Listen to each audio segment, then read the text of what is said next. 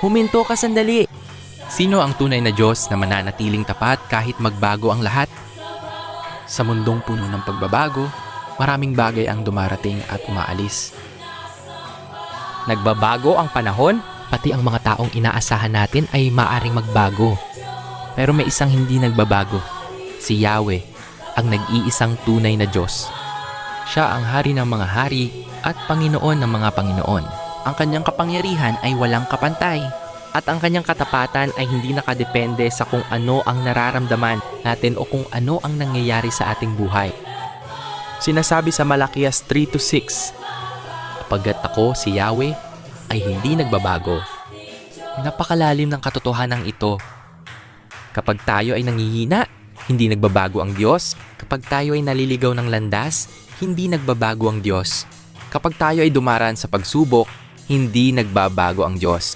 At kahit sa mga panahong pakiramdam natin ay tahimik siya, nananatili siyang tapat.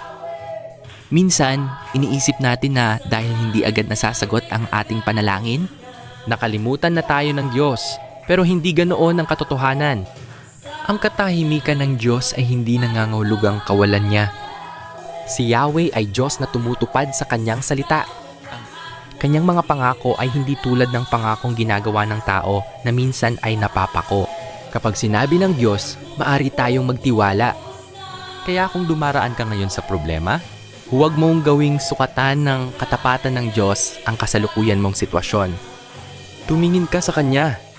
Dahil ang Diyos na kasama mo kahapon ay siya ring Diyos na kasama mo ngayon at siya rin ang Diyos na hahawak sa iyong bukas. Hindi nagbabago ang Kanyang karakter, hindi nauubos ang Kanyang awa, hindi natatapos ang Kanyang katapatan. At higit sa lahat, ipinakita niya ang kanyang pag-ibig sa atin sa pamamagitan ni Hesukristo na dumating upang ilapit tayo sa Diyos at bigyan tayo ng kaligtasan. Tayo ay manalamgin, Yahweh, salamat dahil ikaw ay Diyos na hindi nagbabago. Sa gitna ng aming mga pagsubok at pangamba, tulungan mo kaming patuloy na magtiwala sa iyong katapatan.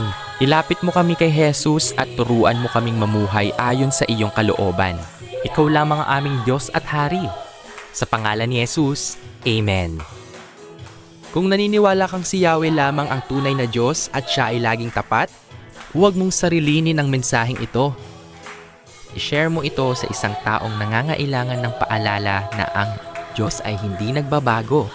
At kung gusto mo pa ng mga mensaheng nakabatay sa salita ng Diyos, follow at subscribe para hindi ka mahuli sa susunod na mensahe. Si Yahweh ay hindi nagbabago, kahapon, ngayon at magpakailanman.